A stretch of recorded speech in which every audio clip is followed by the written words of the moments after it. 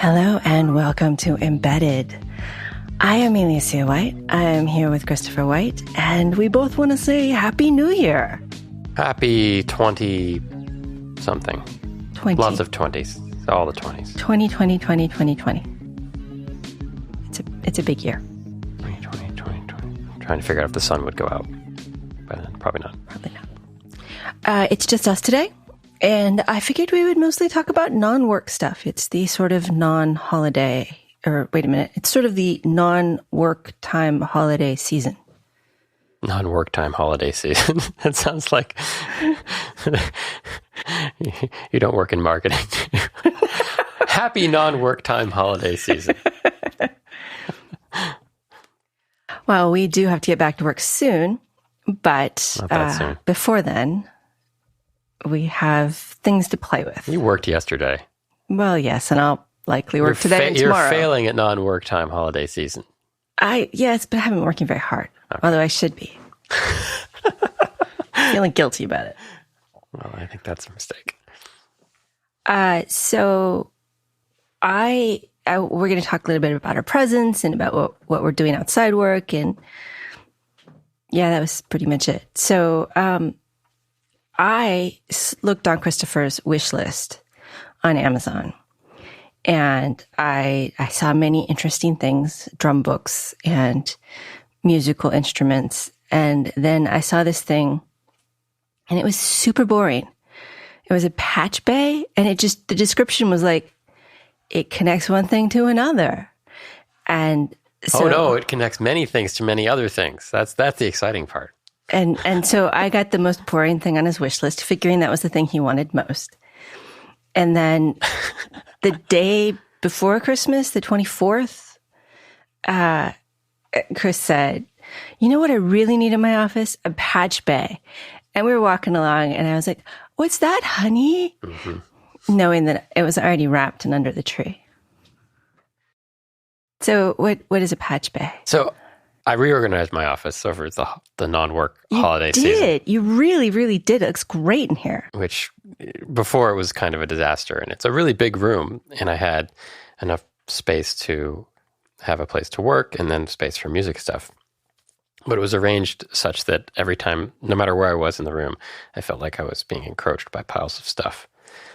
There were these quadrants, and they were like the designated quadrant for stuff. And you could have put a tape line down the middle. This is the work area, and that's the music area. And I hated going down here because it felt oppressive. So I actually started writing stuff out on graph paper, and then I decided that was too non-visualizable. So I got a stupid little iPad app that allows you to rearrange rooms and furniture. You were so excited about the iPad app. So I actually spent a couple hours moving stuff around in 3D to get an arrangement that I thought would be more inviting. So now stuff's around the outer edge of the room. The middle of the room is kind of free. There's a couch, which I didn't have any place that was comfortable to sit except office chairs before. So I did that. But in the course of that, I rearranged all my music stuff so it would be more useful. And one of the problems with music I've always had is I have a lot of synthesizers or instruments, and then effects, pedals or outboard effect things, and they all need signal routing. And I never really understood how people did this before. I just had piles of cables and unplugged stuff when I needed to rearrange things, which isn't a great idea, actually, because unplugging and plugging stuff wears out the connectors, and nobody's disciplined enough to keep cables organized. So I just end up with piles of cables everywhere. And if I wanted to do something, I plug stuff in. But most of my synthesizers, sat on a shelf somewhere, not getting used as much as they should be because it was hard to unplug stuff and plug stuff back in. What a Patchbay does, which I didn't really understand, because every time my brother had some in his studio, and he always extolled their virtues, and I've read about them, and everybody says you got to get Patchbays. But every time I read a manual for one, I'd be like, what?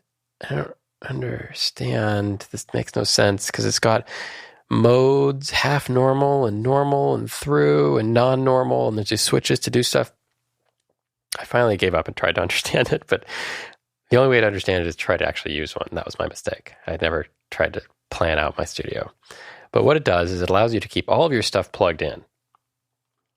And it routes signals from one thing to another. Plugged in, you mean the signals plugged in, not necessarily the power to the wall. Well, no, not power. The power's, there's no solution for power except power strips. This is the audio signals. And it takes all of your outputs and your inputs and sets them up so they can be plugged into the back of this thing forever. So you never have to unplug anything again. The Patchbay. And depending on how you have the switches arranged on the front, you can arrange that back plug-in so that the usual stuff you have, the most common setup you use, like I want this synth and I want it to be plugged into the inputs 1 and 2 of this audio interface. And I want these effects and I want them arranged such like plugged into each other this way. And so you set up the back like that. But at the front, there's also jacks. And at the front, if you plug something in, it defeats your routing at the back and allows you to plug anything to anything else. So if I want a different synth to go somewhere else, I can just do a little 3-inch or 6-inch patch cable from one port on the front to the other. And so I can rearrange my whole studio, how these audio signals are routed, just by unplugging and plugging short cables at the front, like a telephone patch. I mean, it's the same thing like they used to route calls. So you do that, and it's much cleaner, and you have to have more cables because you have to have enough to have all your stuff plugged in at all times. Plus the little rearranger cables. But they're short. And you don't need too many of those if you've arranged it properly at the back. So your most common setup, which requires no patching. Required a lot of graph paper. Yes, I'm not even done. But all your cables are hidden away in the back for the most part, and everything gets cleaned up, and you can have everything set out, and it looks really nice, and you don't have to fight. So that's a long explanation of the boring Patchbay, which now I want Patchbays for everything. I want USB Patchbays. I want power Patchbays. Well, I sort of have one of those, but... I mean, I have like 3 power strips, and which one is on at a time is... Well, for my pedals, I have a little box, and it's got 10 9-volt outs. And you just take little short cables from the box to all the pedals, so you don't have to have a wall wart for each pedal. Do you use pedals with synthesizers? Yeah. Oh, right. You must, because you had pedals before you had guitar. Yeah. Okay. Anyway, so yes, it's lovely, and it's cleaned up my desk, and it's very nice. It got me thinking about tools that make life easier and just make people happier that aren't that expensive. And like, what else is out there that just isn't that expensive, but really is helpful? Yeah. Boring stuff. Boring stuff that cleans up your life. Yeah. It's very, very, Marie Kondo. Oh, she likes putting away clutter. Yeah. But the great thing is I had all these cables all over the place, some in drawers and stuff, and they weren't really getting used because I would never have everything plugged in. Now my drawers are empty because the cables are all plugged in. Excuse me, I have to write down a show title. So now I have space in my drawers to put other stuff away. My drawers are empty. I'm sorry, guys. This is just what the show is going to be like. This is the first show of 2020, so we're trying to set the bar suitably low. So we're trying to beat this. Yeah, we're trying to beat this with forthcoming shows. It's like when people are nervous about being guests, I explained to them we had our cat on the show, and that was the only bar they had to. Somebody offered to transcribe shows for us and to do one for free. It was sort of a spam email. Yeah, and I really want to send them the cat one. Just to see if it, if they type meow or if they do that bracket thing that just says indecipherable, inaudible. Yeah. Part of rearranging your office, you said that if we had guests, we might be able to record on the couch. Yeah. Why are we recording at the desk? I haven't figured that out yet. I mean, I know why we're recording at the desk. I haven't figured out how not to. Because it requires freestanding mic stands, which aren't quite as nice to use as these. Oh, we have these little arms that hang over. And if you're sitting on the couch, it's hard to face the guest unless you turn. So now that becomes... And then your airway is constricted and you don't sound as good. So I thought maybe we'd put the guest over there. Yeah, you go sit over there on the couch. We'll be over here looking like adults. Or I could sit over there. And truthfully, I'll probably end up sitting over there, which is fine. We don't have that many people who come and visit us anyway. I've had a few this year. We have. The previous year, yeah. And I should point out that Mohit was a listener request, which just goes to show that when you request people, I do listen. I don't always do it, but I do listen. And if you actually know the person, it's much easier for me. So back to Christmas presents. Sure. Also got you a squid chaser. Squid chaser. Yeah. The Solarbotics kit. So Solarbotics, I think is the company. Solarbotics? Yeah. It's one of these laser cut wood kits that you snap together, and it's very clever. And it had a little airship, and then on the other side of kind of a weighted teeter-totter, it had a little squid, and they rest on a point on a thing, and then the airship has a little propeller, and it has a little couple of solar cells, and then it had a very clever circuit. Usually with solar stuff, I thought the solar stuff I've seen in the past, I thought was just like if it had enough voltage coming from the solar cells, then it would run, which means you had to have stuff in the sun all the time. But this had a little transistor and capacitor, and must have a little comparator thing in there, and it uses the solar cells to charge a capacitor, and then when it gets enough voltage to run for a little bit, it goes ahead and discharges, and the propeller goes, and it spins around for a little bit, and then it just goes back to idle, charging up. So it actually goes periodically, even in normal kind of ambient daylight in a room. And when you say goes, it turns on its little propeller on max speed on the ship, and the ship is balanced by a squid on the other side, and then there's a little point in between them that is kind of teeter-tottery, but circular. I'm sure there's a word for that.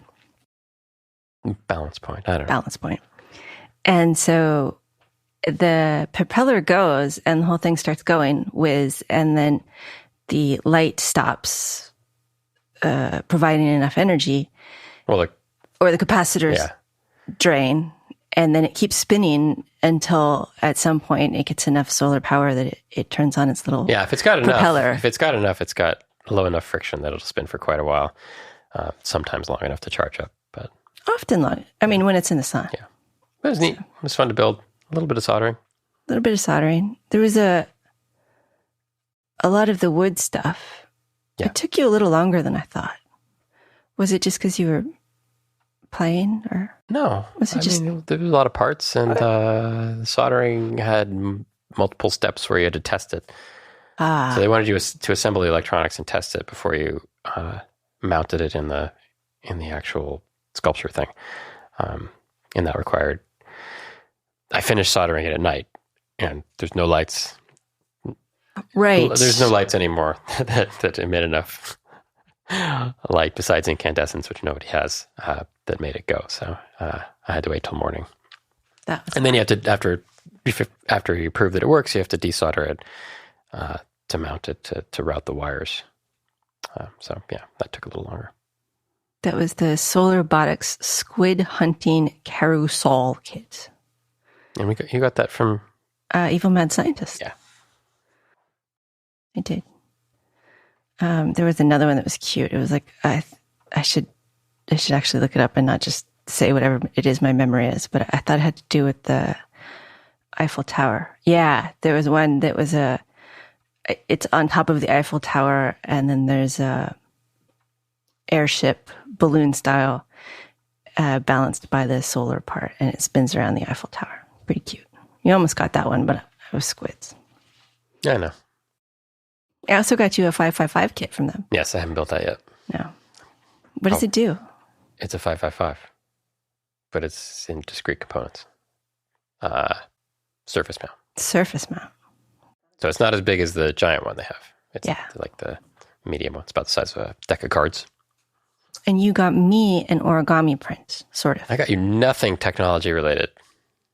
The narwhal? Narwhal? Yeah, there was a laser cut narwhal thing. Not technology. Yeah. It doesn't do anything. No, it really doesn't. It's just a little bottle. Yeah, I got you art. Yes.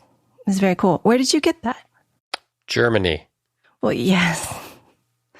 But you found this site that just sells... Well, I looked on Books because I knew you were doing origami stuff, and I was trying to find something origami related, maybe an old book or something like that. So I looked on Books, and they had some old books, but then there was a place that had a couple of prints, and this one particular print of from I think it was 1910 thereabouts, a Japanese woodblock print of some people doing origami, which I thought was really cool. So I got you that. But that wasn't the site that I found later. I found another site after saying, hey, these woodblock prints are pretty cool. They're nice art. They're not super expensive. They're sort of vintage. Say that after we frame it. Well, started looking around for more, and I found this auction site called Artelino, ARTELINO.com. And it's also in Germany. Both places were in Germany. But this place has a regular running auction. They have for 10 years. And they just put up auction lots of Japanese woodblock prints of various kinds. And some of them are expensive and some of them are not. And they're kind of cute.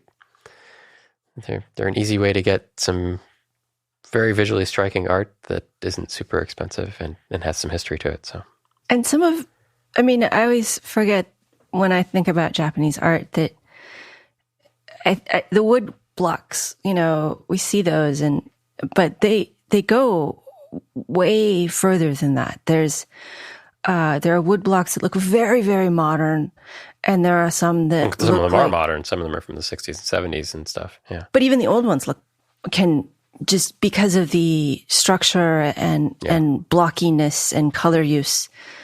And then there are some that look almost like they were impressionistic paintings. Yeah. And I can't believe you got me onto that site. That was mean. We have a lot of walls. And then before Christmas, in a move that confused me, you bought a new something or another. I said synth, and then you said it was something or another else. Oh, this. Oh, I thought you were talking about the keyboard. Your parents got you the keyboard. Yeah, no. This was. I bought this out of the last of the Fitbit stock I had to sell. What is it? It doesn't help them to just point at it. It's this. Can't you see it? It's white. It's got dials. It's a synthesizer. It's a Waldorf Blofeld. Say that again. Waldorf Blofeld. Which is named after the villain in many James Bond movies. But it's from a German company, and it's actually a very old synthesizer. It came out in 2008, but they still make it and sell it. And it's a little tabletop unit that is digital. I don't have any digital synths. This was the first digital synth I have. So it can do different sounds. Weird sounds. Much weirder sounds than analog synths in some ways. Have I heard anything from it yet? Not yet. Okay. I haven't used it too much yet because I was busy destroying my room. Yeah, that was a lot of work. Listeners don't get to see that there are many, many instruments in here, and an exercise bike, and a couple of desks, and cabinets, and it is a big room, but it's got kind of a low ceiling, and it's not that big of a room. It's full of 35 years of junk. It's not maybe 45. Actually, most of this. The Apple II is at least 42 or 41 years old. So I started hiding things in certain places here because he's got some shelving that he doesn't really use / know about / see. I don't think the beam holding up the ceiling is shelving. I think I think the stuff looks cute up there. It's like hiding stuff. Anyway, I have too many synthesizers. Yes. But some of which will be heard on maybe something someday. You are actually working with your brother on something someday. You should totally name it that. Something someday. I have been for years. This is nothing new. They've all heard about this. I stopped. We released a few singles, and we stopped doing that to finish collecting enough things for an album, and we'll probably be done with that around the April timeframe. And then I'm trying to decide how to encourage people to listen to it. And a lot of people have said they buy vinyl. That so confuses me. It's very hard and expensive to produce. So if we're going to do that, we might try a Kickstarter, although we don't have a fan base exactly. So I'm not sure how that will actually, how successful that will be. But for like vinyl, the smallest runs you can do are in the 100. So if we could get 100 people to buy it, that would be great. But they're very expensive to produce. So they're like $20. $20 to make. Yeah, and that doesn't count some of the quantities. So we'd have to charge 30 or 35 to cover cover everything and really break even. So we'll see. I'm kind of pondering that in the back of my head. If anybody has any suggestions for music-based marketing, I'm open to them, but it's very difficult. It's very difficult in the age of Spotify and Apple Music and stuff to get your stuff in front of people. And you don't want to play live. It'd be very difficult for us to play this. Because you play like live. 4 instruments. We'd need another person to either play bass or drums, depending on which I didn't want to do. And we might need a second guitar. What about all the synth and keyboard stuff? We probably wouldn't play those songs. Okay. Yeah. Or just have it to a MIDI backing track or something. So Matthew will send you a song idea with like fake drums. More than an idea. Usually he'll send me. So work back and forth, but usually he'll send me complete-ish guitar tracks with a temp bass track and fakey drums. And then I will replace the drums in the bass track and add keyboards if we're doing that. And sometimes it goes the other way. Sometimes... Yeah, I've sent him synth tracks with drums, and he's added a guitar. And these are just giant Logic files? Yeah, it's a big... the last one he sent me was 18 gigs. Because he kept all of his takes. His takes. Yeah, and so it can be pretty cumbersome. Usually they're about 5 or 6 gigs, depending on the complexity of the song. But yeah, he just Dropbox them back and forth and then ship it back the other way. And he mixes down there with his studio there. And then, I can do some stuff here. And we go back and forth and then we decide stuff's done. So it's kind of nice. It's weird that it works. I mean, people, they sound like we're playing together. So, but we've been playing together for a long time. So that's the advantage of being brothers. I kind of, I know how to play drums to his guitars, which most people wouldn't do. It'd be the rhythm section playing to the bass or something, and then the guitars would play. But we have a different way of working. So, yeah, I've been doing music with him since the early 90s. So we kind of know how each other play and stuff like that. So, I mean, it was before that you guys were putting on Kiss makeup and... we weren't actually playing anything though. That was the 70s. Okay, so you've been building electronic things. I have. Kits. I have. We just talked about the Squid Chaser seconds ago. Sure. And you have the 555 kit to put together. Yeah. And you've been learning new synths, and you've been learning guitar, and you've been working with Matthew. Yeah. What else are you doing? I have a job that I occasionally work at. Yeah. We don't talk about that. Yeah, we don't talk about that job. It's a fun job. What else have I been doing? That's pretty much, that's a lot. It is a lot. Am I missing something? Well, I mean, you have a 3D printer that needs more use, but I think that has to wait for a little while. Yeah. I have notions of building guitar pedals. My brother's been building guitar pedals recently. Yeah, we went down there and his office. It went from looking like a studio / mathatorium to an electrical engineer exploded. Yes, exploded is the right word too. No, it looks like the standard workbench for a double E. I was pretty impressed. Just piles of parts everywhere and half-built stuff in breadboards and completed projects. And he showed me his completed project, his pedal that. I mean, yeah, it was all going to hold together for a while, but it didn't look... What? It just, it looked all shoved into the pedal. Have you seen inside of pedals? Well, no, of course not. They're very small. To me, it's just like, there should be a board in there. That's pretty much what they look like. Yeah, and the older ones, they didn't even have boards.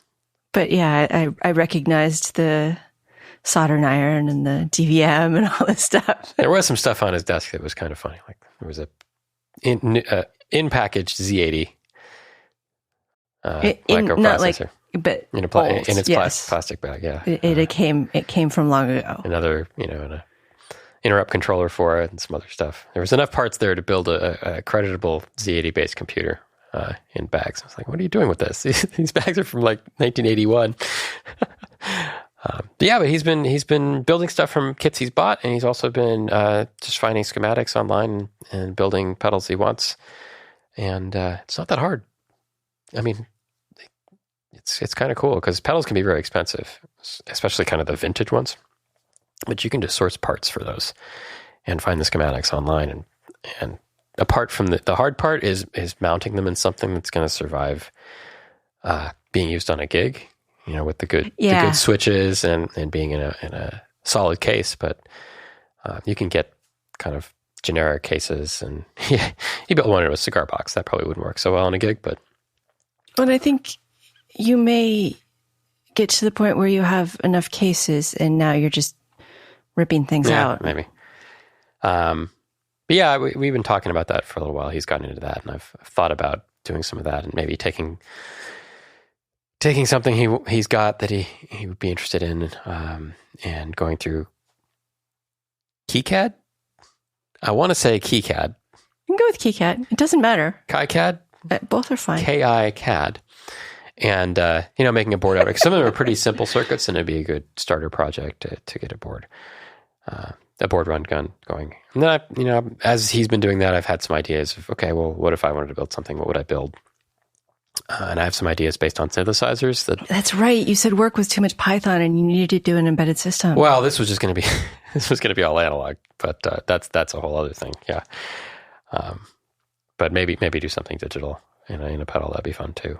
But I don't have any good ideas for that right now. But yeah, taking parts of synthesizers and applying them to guitars for signal processing and put that in a guitar pedal could be kind of cool. I know things sort of like that exist, but they're kind of piecemeal. You need like 3 pedals to do the things I want to do. And yeah, amongst all the other time I don't have. But yes, we've been, for our job this is the first time we've worked together pretty much. Since school. Yeah. Well, in school, you wanted to murder the other people on the team, so. That's not true. You wanted to slightly maim the other people on the team. Sometimes. I was more emotionally unstable then. Everybody was.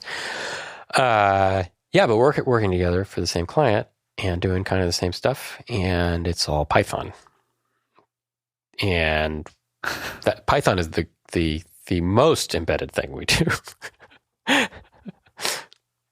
Well, I mean, you've been doing this for a couple of months, and I'm like, well, yeah, except now that I have found this bug, I know that it is due to performance problems, so I'm going to go off and optimize low-level stuff.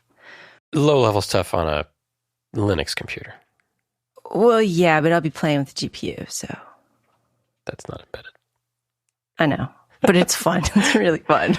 But yes, having done this for a few months, I realized I haven't written a lick of C or anything remotely embedded. I haven't even touched a dev board.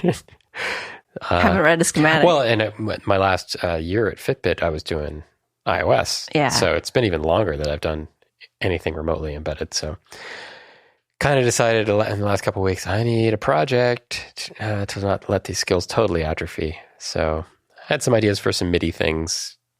They were kind of boring. So hoping for some new ideas to pop into my head and just make something simple. You have so many things going on. How exactly do you find the time to work? The truth is I never do any of these things. I just talk about them. You do a lot of them. Well, mostly the music, and that's I have somebody else working with me pushing. Yeah. The rest of it is stuff I think about doing and then don't really get a start on. So I know that the board and thinking about that, you've been thinking about it, but haven't had the time to start, which makes sense because it's December or was December. The board? Which board? Doing a board for a guitar pedal or doing an embedded systems project. Yeah. So I need to pick one thing out of, the start doesn't complete nothing. That's where I'm at. I need to have a dozen on the shelf and then pick one that I'm going to focus on for a while, in addition to music and work. So I think I can do 3 things. I can't do 6 things. Yeah, doing 6 things leads to doing no things. Yeah. But so I mean, and the embedded thing I'm a little bit more motivated to do because I feel like I need to do something on that side, whereas the rest is like, oh, it's a hobby. I can do that or I can't. This is like, well, I'm going to be doing this Python stuff for a while, and at the end of it, I'm going to have forgotten everything. Maybe not. Yeah, but you'll have learned a bunch of other stuff. Yeah. As long as you're learning stuff, it's easier. I don't know, you just have to keep your brain flexible enough. Brain yoga. I bet there's an app for that. I should also mention that we had the Digital Nest matching grant from one of our generous listeners, and our other generous listeners matched it all. So they got over $5,000 from nominally from the embedded community. So cool. I can't believe that worked. It kind of boggles me. I do a matching grant for somebody else, for one of the elementary schools. We match whatever the kids raise, for one of our local charities. And I've only been on, here's cash, go make some more. And it was really fun to be on the, hey guys, look, there's cash, you should come. Yeah. And it was a marketing problem and I'm not great at that. But apparently our community is cool enough that I don't have to be great at marketing. Christopher's mad because I'm playing with the cables. It's clunking. Is it? Yeah, it's clunk. The connector's clunking on the thing. Well, maybe you should have given me a longer cable. I don't understand how these cables survive. You just sit there worrying them the whole show. If I do origami, you don't like that either because the paper's loud. Yes, thank you everyone for assisting us with that. And I think we'll do something more with that this year. Okay, I'm sorry, I'll stop. Yeah. There is one other thing we've been doing that we didn't mention earlier, and that's the book club. The book club? Can we talk about the book club? I don't know. From our listeners. What's the first rule of the book club? So I've never been in a book club before because someone telling me to read something pretty much guarantees me not to read it. I don't know. Maybe this was something that happened in high school and didn't help in college, but it's become an excuse to hang out with friends. And virtually. Yeah, it's all over Skype and we video chat with each other, and I'm surprised. I didn't expect it to be this cool, but I don't know how else to find a good excuse to ask all these people to just chat with me for an hour. D&D, I'm telling you, if this book club doesn't work, we got to run a campaign. I can't imagine running a campaign with these people. It's exactly. That's why to do it. The first book we read, one person who wanted to be in the club, who wanted to start the club, suggested it, but he'd already read it, so he didn't really show up very much. And so much snark. So much snark. A little too much snark the first round, right? Maybe a little too much. The book deserved it.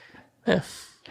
And then the second one is about a subject that some of us care about, but most of us, it's not a book we'd read normally. That's fair. And there's much less snark, but it's still, I don't know how to describe it. It is nice to have something to talk about with people that I wanted to talk to anyway. Other than a podcast. Right. I did want to make the book club a podcast. And I'm kind of glad we didn't, because we were really mean to that first author. And we were only a little mean to the second one. And choosing books is really, really hard because the group, like half people have read everything and nobody wants to read something they've already read, or it's just, and then people talked about reading one book. So I went off and read it when it didn't make our last list. And it was so boring and bad. And now it's going to be on our list again. And I'm like, no, we can't read that one. Anyway, I'm surprised. I didn't expect a book club would be fun. We're doing it in kind of an odd way that we meet every week and talk about a couple of chapters instead of meeting once a month and talking about a whole thing, because procrastination. Well, the books we were reading were sort of not self-help exactly, but supposed to be applicable things. The second one hasn't really been organized that way, but it's a series of essays, so they're just connected. I think if you were reading a fiction book, that might be a little less applicable. But since I like talking to everyone, on Sunday nights or whenever we get to it. I like the weekliness of it. If we did it once a month, we'd talk about the book the whole time. Yeah, it's true. Yeah. So form a book club. It's fun. It's surprising. It's a good that it's not a podcast, because there'd be lots of taking the dog out in the middle and stuff. No, nobody wants to hear there'd that. be people would be a little more guarded in what they say. Not everything needs to be broadcast. No, really. You've been doing more and more origami. Yes. Now the origami is like above knee deep in the house. It's kind of embarrassing. The dog ate one of my origamis. I organized this office, but there's like a wave of origami coming down the stairs as it overflows. Have you changed anything about what you're doing after talking to Robert Lang? Some. I have been noticing more of the things that repeat in different patterns. So I am gaining a shorthand of, these 5 steps are just splitting this point, and I can read it and then not have to work through each step individually. And that's pretty neat. It's kind of like becoming fluent in a new language. It's, I caught that phrase. Oh, okay. And so that's been pretty cool. And then I talked to him about having to fold a lot of cats and starting to get a very different perspective when I fold the same thing many, many times. So there's been more of that. I did get a couple of books after our conversation. I actually had the box book he suggested. And I got his Origami Sea Life, which is why there are whales all over the house. And other people's houses now. Yes, I did distribute the whales around the neighborhood. And then I also got an origami butterfly book after kind of falling in love with some online butterflies. And so I have plans for a chandelier. As soon as the holidays are over, we're going into springtime with flowers and butterflies on the chandelier. Right now they're on the Christmas tree. Well, I had to put them somewhere. So yeah, I've been doing a lot of origami. It keeps my hands busy. It is better for me than playing online games. And when I say online games, I'm not talking like... More like online game. I don't think I've seen you play a different game in the last year. That's not true. Oh, threes. Yes. Okay. I am still addicted to threes. Okay, 2 games. Yeah, I have a word spelling time-based strategy-ish game called Alpha Bears that's awful, but really fun. And then threes. And origami is better than doing those things, although I haven't stopped entirely. And I learned how to make a dragon.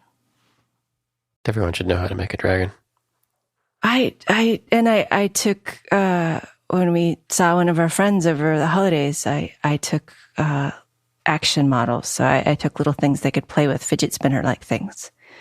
I haven't heard whether or not his kids liked them. Oh, well. His wife liked them. That's good enough. Let's hope they survived. They didn't have to. They're just paper. Yeah, I know. They get crushed. It's no big deal. You make more. Let's see. What else have I been doing? I still have my writing group.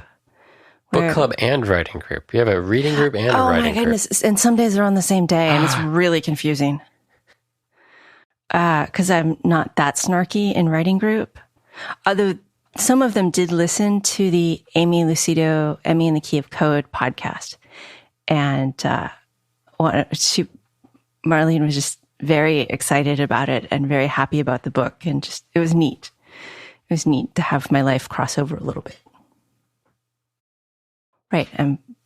Right. Sorry about that, Christopher. I should stop doing things. Maybe you should give me a different cable. How would a different cable change things?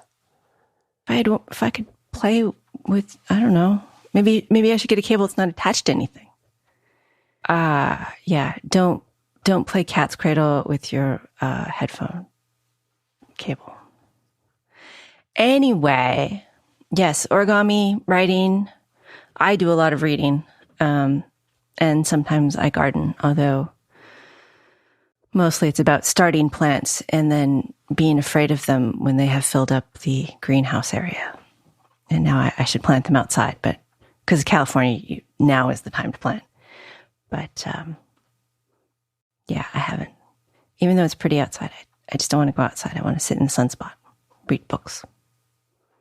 I guess, okay, so do you have any resolutions or goals for the year or the decade? The decade? The decade. No. The year? I would like to spend less time on the internet. I think that's a goal which will spread into other things. What do you mean? Spend less time on the internet. Maybe I'll do some of this other crap. Ah, okay. Where do you get lost on the internet? Stupid Twitter and Reddit. What parts of Reddit do you look at? Synthesizers. Oh, yeah. I looked over his shoulder, and the first, like the pinned post on synthesizers is, what should I buy? Yeah. And it's like... That's what people talk about. Not what should I play, or here's hints for getting the most out of your own synthesizer. Well, that's the second pin. That's the second pin post. Yeah. Yeah. Synthesizers, movies, movie talk, junk, garbage, people arguing about stuff on the internet. It's all stupid. I avoid that as much as I can. The internet's been a huge disappointment to me. It really has. For the last 20 years? No, like the last 10. Why the last 10? The first 10 weren't that great either. The last 10 is when everybody has become able to talk to everyone all of the time. Instead of, it used to be blogs and you'd find your interest group, or there's a forum and you'd find your interest group and you'd talk about that topic, and there'd be still stupid internet arguments. But now everybody can talk to everybody all at once about everything all the time. And I don't think it's good. I don't like it. I avoid those places. Yeah, I know you do. I wish I could do that. But it's not on Reddit synthesizers. No. I'm talking about Twitter mostly and other parts of Reddit. Oh, okay. Wow. Yeah. And Twitter for me is largely an output only thing. Yeah. It's just all those stray thoughts that collect in my head. I see you reading it occasionally. I do. I will go through and I'll read it. And the embedded Twitter follows all of our guests. And so I like to look and see what everybody's doing.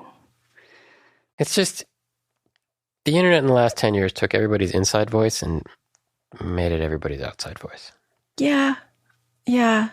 Now, I'm not on Facebook anymore. I deleted my account, but that was even worse. Yeah.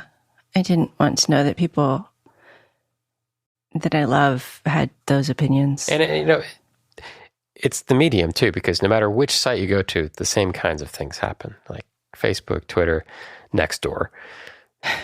It doesn't matter what kind of people. It doesn't matter what the topic is. It'll oftentimes just devolve into... somebody tweeted a couple of days ago, and they said something like, if somebody says they like something or they're excited about something, you don't have to weigh in to try to convince them that they're wrong. Allow people to be happy and enjoy things. And I think that's a large part of what happens on social media these days. It's like, oh, hey, I just went to this. It was good. Yeah, but I found it lacking in the following qualities. And that's a nice response. Usually it's something like, well, only idiots would appreciate something like that in that way. So it's just infuriating. And I don't know how much longer society can really continue to do this. You should follow Emergency Kitten and Military Cats and maybe 41 Strange, although that one can get a little stressful. I should work on music and read books. These are the things I did 10, 15 years ago when I didn't have a laptop or an iPad or an iPhone in my hand 19 hours out of the day. You say that like it's a bad thing, but you talk to your brother for a lot of the day. I used to talk to him on the phone. I mean, that's not a big difference. Yeah, but this way you talked to him when we went to go watch surfing at the beach. Yeah. I don't know. There are bad parts of it. I totally get that. I agree. I agree there's good parts of the internet, but they have stayed the same size.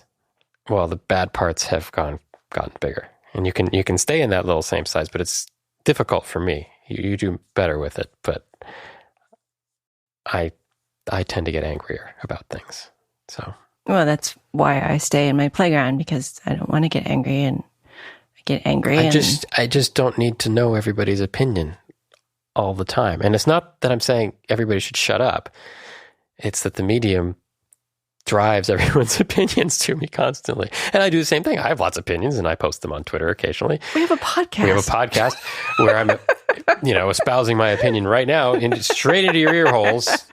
I recognize that it's not hypocrisy exactly, but there's a paradox to it. But I want to be able to curate what I see better. And it's gotten harder to do that in some of these mediums. It's hard to basically say, if you're shouting, I'm not listening. Yeah. But that's what I do. If you're shouting, I'm sorry. I need calm discourse in order to start talking. And there's an addictive quality to it too, because it's so much easier. It's designed to be addictive. It's so much easier for me to sit down and I'm tired. I've done something, sit on the couch, I'll pull my iPad, see what's going on in the world, see what's on, see what folks have to say. And then I'll just do that. And even if it doesn't make me mad, I'll find myself doing that for an hour, and it's like, what the hell did I just do? And nothing. And, it's a little dopamine hit every time you do it. But that's the hard thing for me. Sometimes I'll delete it and put it away, and then I'll feel bad. I'll get have an anxiety episode or something. It's like, well, this makes me feel better sometimes to just sit and do nothing. And the level of effort to find a book or something seems too high. So, there's lots of factors involved that are very personal. I can set up little origami dinosaurs and dragons you can crush whenever you feel bad. Yeah. But you don't. It isn't the same. It isn't the same as pushing reply on Twitter. There's a lot of psychological. No, I don't reply to stuff. I just read stuff mostly. I'm not getting into arguments. I've learned my lesson. I don't know. So for this year, I would like to do less of that and find more things to do that are more productive. Not productive, but more positive. Productive has that quality of, you should be making things at all times and be a useful member of society. It's good to separate those. Yeah. Because you can do things that are positive without being productive. I forget that sometimes. I almost crap down here. I should use it. Now that it's also neatly organized. Are those petals? They're candy colored. This one? Yeah. That's the rainbow machine. It has a magic knob. Can you run the whole podcast through the magic knob? You would not like it, but I can. And just this part. I'll do that for this section. So why don't you recite something, and then I'll run it through the magic knob after in post-production. Maresy dotes and dozy dotes, and little lambsy ivy, a kiddly ivy too, wouldn't you? All right, I'll see what I can do. If that section does not sound abnormal, it's because I went and read Twitter instead of trying to plug this in. How about you? What are your goals and resolutions for this year? No, it was a one-way question. I didn't really have any. Resolutions and goals. I go for a lot of walks with various people, and I like talking to people when I walk, but I have discovered that I won't go for a walk unless I have a walking buddy, and that is dumb. I need to learn how to be my own walking buddy. Although I should wear headphones if I do talk to myself so that it doesn't look like I'm talking to myself. You get a dog. Our dogs are pretty old at this point. I don't think they'd walk. They get tired walking 3 houses. They sleep for the rest of the day. We were talking to Mohit about micro obsessions. And I definitely do that. Podcasting and machine learning and robotics. Machine learning is not a micro obsession. Okay. It's your current paid job. Well, yes, but it was a micro obsession and then it became a paid job. Yeah. Writing and reading and origami, all these things. And sometimes I feel bad that I will want to pursue things and then maybe I'll drop them. Oh, yeah. I'm going to stop feeling bad My goal is to figure out what I want to do and what I'm good at and what I like. Why is it bad to try it out for a weekend or a month? Maybe I do drop a bunch of other stuff. As long as it's not work or not important to other people, that's fine. I should follow my micro passions. I think that's great. I mean, yeah, there's a thing where people tend to think, oh, my hobbies, I should establish them and I should just continue to work them forever. I don't want to be an expert in my field of hobbies. Yeah. Because I don't want to get paid to do origami. That would ruin it for me. What if I paid you $1 million? I would make you a cat. If you paid me $1,000,001, I'd make you a dragon. Would you make it out of the dollars? I'd have to use a couple of dollars. Oh, okay. So maybe a $300 dragon. $300 dragon. Yeah. And then I'd have to use the fixative and the foil paper. I think it'd be more than $1 million. No. Yeah, in my writing group, there are some people who are starting to get book contracts, and I'm just like, yeah. Well, you've done that. I don't think I want to. Well, but for fiction. Yeah.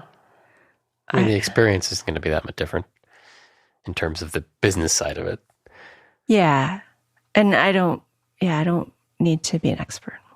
So, on the other hand, I read a whole book about slime, so I feel like I'm an expert in that. Slime. It was really about algae, but the title was slime. Oh, I'm trying to get you with the title. Totally worked for me too. I thought it was going to be about slime, and then it was about algae, and it was still very cool. Oh, algae is slimy. Yes. Okay, so are we having a party this year? Yes. Are we done sending out pins yet? Absolutely not, and I'm sorry. I don't think we can have a party until we finish the pins. Yeah, that's true. Where do you want to have the party? I don't know, but we just had one, so it's not like we're having it in 2 months. That's good. But we'll figure that out. Maybe we'll have something smaller. Maybe we'll do a couple small things. Maybe we'll have a big party again and have it over the hill, where Silicon Valley area. More people are and more venues. I like making them come out to the beach. That's fine too. It's kind of rude, though. I mean, it's not rude. They're coming to an event. Well, yeah, but it might be easier for them if they don't have to travel so far. It's easier for us. We're putting the party on. We'll talk about it. We probably will not have the party at the beach, even though I keep looking at those park things, but we wouldn't have enough power supplies. Yeah. Okay, and then I think the only thing I have left to do is to say thank you to the patrons. I mean, thank you all for listening, but in the last year, we've actually made Patreon work for us in a way I didn't quite expect, and it's been really nice. While I say I don't want to make my hobbies my profession, it is kind of nice that some of you are willing to cough up a few bucks in order to say thank you. Because it isn't something you have to do, and it is something we truly appreciate. So, patrons, thank you.